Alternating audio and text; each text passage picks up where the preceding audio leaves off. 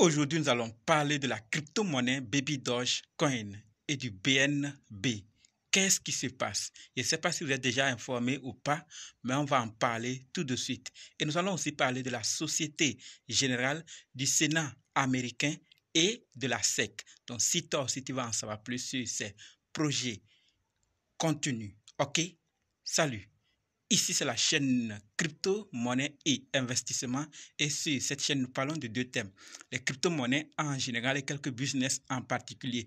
Alors, si ces deux thèmes vous intéressent, n'hésitez pas à cliquer sur s'abonner, activer la cloche de notification pour ne rien rater, surtout des vidéos d'urgence. Et prenez place car il y a de la place pour tout le monde, y compris vous, quelle que soit votre position géographique. Et mille merci à tous ceux qui sont déjà abonnés, qui me laissent des commentaires, qui partagent mes vidéos. Grâce à vous, on a plus de 7000 abonnés et je vous dis merci du soutien. On va dans le but. Mais oui, on n'a pas cliqué sur abonner. C'est fait? Ok, c'est parti.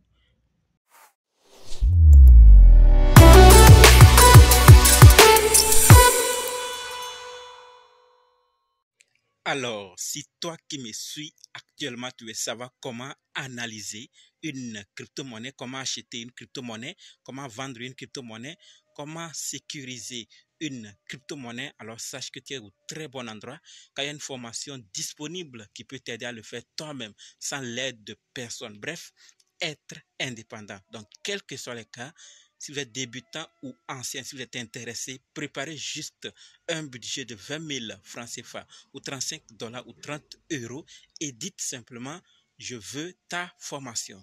Soyez prêts d'abord avant de me contacter. OK? Et on va faire le programme pour commencer. Parlons maintenant des nouvelles de la vidéo. Comme dit, nous allons parler de ces nouvelles. Nous allons d'abord parler de la Société Générale, du Sénat américain, de ces deux nouvelles concernant la SEC, du BNB et finir avec la crypto-monnaie Baby Dogecoin. Donc restez jusqu'à la fin pour qu'on découvre ensemble ces nouvelles et prendre nos dispositions.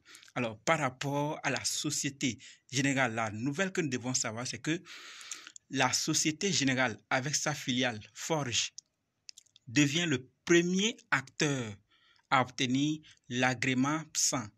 D'accord? Les conditions d'obtention sont très exigeantes, à savoir que la société doit disposer d'une assurance responsabilité civile professionnelle ou de fonds propres minimum, avoir au moins un dirigeant effectif, des systèmes informatiques résilients, un dispositif de contrôle interne, une organisation permettant d'éviter les conflits d'intérêts, des procédures pour lutter contre le blanchissement et le financement du terrorisme. On comprend mieux que pour le moment, une seule société a réussi à satisfaire à toutes les conditions requises par l'AMF. Vous voyez clairement ce qu'on nous dit ici. Et le CEO de SG, de la Société Générale Forge, nous dit clairement que cette étape va nous permettre de poursuivre l'accompagnement de nos clients institutionnels souhaitant bénéficier de services sur actifs numériques répondant aux plus hauts standards de conformité et de sécurité bancaire. Donc, c'est ce que le CEO dit, Jean-Marc Stranger. Donc, c'est ce qu'il dit par rapport à cette information, à ce succès qu'ils ont eu par rapport à l'AMF. Donc, ils souhaitent désormais satisfaire les clients institutionnels qui souhaitent bénéficier des services sur des actifs numériques. Donc, vous voyez que le terrain est en train de grandir, des grandes sociétés viennent aussi faire ce qu'il faut pour satisfaire non seulement leurs clients, mais aussi prendre une partie du blé qui est dans ce secteur de la technologie blockchain, des crypto-monnaies et tous les produits qui concernent la blockchain. Lentement, mais sûrement. Passons à la deuxième nouvelle qui concerne le Sénat américain. Et la nouvelle que nous devons savoir, c'est que le Sénat américain présente un nouveau projet de loi qui veut réglementer la DeFi comme les banques traditionnelles. Donc, il présente un nouveau projet. Et pourquoi on nous dit clairement que les protocoles DeFi devraient dès lors imposer des contrôles stricts à leurs utilisateurs et renforcer les programmes de lutte contre le blanchissement d'argent. Donc c'est le grand problème et ils proposent ce nouveau projet de loi pour intervenir dans le secteur de la DeFi afin d'éviter les blanchiments d'argent. Que pensez-vous par rapport à ça? Il y en avait avant la technologie blockchain, il y en a toujours et on veut intervenir dans le secteur de la blockchain pour réduire cet événement qui est le blanchiment d'argent.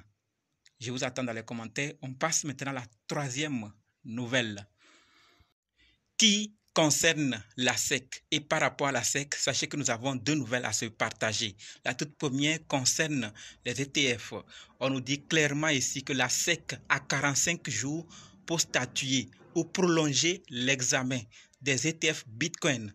Ce délai peut être prolongé jusqu'à 240 jours. 8 candidats sont listés dans le registre. D'accord? Et on nous dit clairement que le registre contient les décrets, les règlements des agences fédérales, les règles proposées par les agences et d'autres documents qui, en vertu de la loi, doivent être publiés. Donc, c'est ce qui est en train de se passer par rapport aux ETF et la SEC à 45 jours. Comme on nous le dit clairement ici, pour statuer ou prolonger. Donc, on attend les 45 jours, voir qu'est-ce qu'ils vont décider, qu'est-ce qui va se passer. Si c'est prolongé jusqu'à 240 jours, vous le saurez à travers cette chaîne. Si c'est statué, vous saurez également. Donc, abonnez-vous en attendant que nous sachions ce qui va se passer. Deuxième nouvelle concernant la SEC maintenant. Qui concerne ce monsieur? Vous le connaissez, n'est-ce pas? Si vous ne le connaissez pas, sachez que c'est un membre du Congrès américain du nom de Richie Thor. Qu'est-ce qu'il fait? Il demande à Gary Gensler de cesser ses assauts contre les cryptos qui ne sont pas des valeurs mobilières. On en a plusieurs fois parlé ici de Gary Gensler qui est le président de la SEC. Et nous savons tous ce qui se passe. Pour ceux qui suivent régulièrement, ce qui se passe entre la SEC et les entreprises liées à la blockchain ou tous ceux qui veulent travailler avec les produits de la blockchain. Donc, c'est suite à ces événements que ce membre du Congrès, et nous avons vu plusieurs personnes, des candidats aux élections, des membres du Congrès qui donnent leur avis en disant que le président, la SEC en général, va trop loin par rapport à ces décisions. Et jusqu'alors, il y a toujours des choses et il y a d'autres membres encore qui sont en train de parler pour que ça puisse apaiser, afin que tout le monde puisse gagner dans cette affaire. Il ne faut pas que certains bloquent ou appuient ou parlent des choses qui ne sont pas vraiment claires aux yeux des autres acteurs. Vous voyez, hier, on en a parlé de CEO de Coinbase qui va pour avoir plus d'éclaircissement sur les lois liées aux crypto-monnaies. Vous voyez? Donc, si tout le monde comprend ça, si il comprend, ça pourra avancer. Mais si on propose des choses alors que tout le monde ne comprend pas, ne se voit pas dedans, ça va empêcher, ça va retarder et c'est tout le monde qui perd. On reste accroché. Abonnez-vous pour la suite. Qu'est-ce qui va se passer? Vous le saurez à travers cette chaîne. Maintenant, parlons du BNB. Par rapport au BNB, sachant que Binance a brûlé 484 millions de dollars BNB lors de son 24e burn trimestriel. Donc, 1 991 854 dollars BNB ont été brûlés, soit 1,27% de la supply. Donc, ils l'ont fait et comme ils le font pour chaque trimestre, ils sont actuellement au 24e burn trimestriel. Ils ont brûlé 1,27%. Donc, il y a beaucoup qui ont été déjà brûlés. Nous savons tous que quand on brûle, ça ne va pas agir dans l'immédiat, mais c'est avec le temps. Donc, à un moment donné, on constatera qu'il y a une grande partie qui n'est plus. Quand on parle de burn, il n'y a plus de ça. On n'aura plus à travailler avec. C'est parti. Vous voyez? Donc, c'est ce que nous devons savoir par rapport au BNB. Maintenant que nous sommes informés de ce qui se passe par rapport au BNB, parlons et terminons avec Baby Doge Coin. Oui, par rapport à Baby Dogecoin. Sachant que l'équipe va lancer le nouveau site babydoge.com cette semaine. C'est une information, ce n'est pas encore fait. Donc, prudence, si vous croisez un site qui vous dit c'est le nouveau site de Baby Doge, n'y croyez pas, c'est des faux. Lorsque le nouveau site sera lancé, vous serez aussi informé à travers cette chaîne. Donc, ne rentrez pas, ne cliquez pas sur n'importe quel lien pour penser, comme on a informé ici, que Baby Doge va lancer un nouveau site. Donc, le site est déjà lancé. Faux, faux, faux. Vous serez informé. Donc, abonnez-vous si ce n'est pas encore fait. Activez la cloche de notification pour être informé à temps et partagez massivement cette vidéo afin que d'autres puissent être informés de ce qui se passe pour que eux aussi puissent prendre leur disposition. Voilà ce que je voulais partager avec vous dans cette vidéo. Et maintenant, on se donne rendez-vous dans d'autres vidéos dans les commentaires. N'oubliez pas de nous rejoindre sur Telegram, WhatsApp, Facebook, Twitter, TikTok. Les liens sont dans la description. Et pour ceux qui sont prêts, ils veulent prendre la formation, dites simplement, je suis prêt, je veux votre formation. OK? Merci.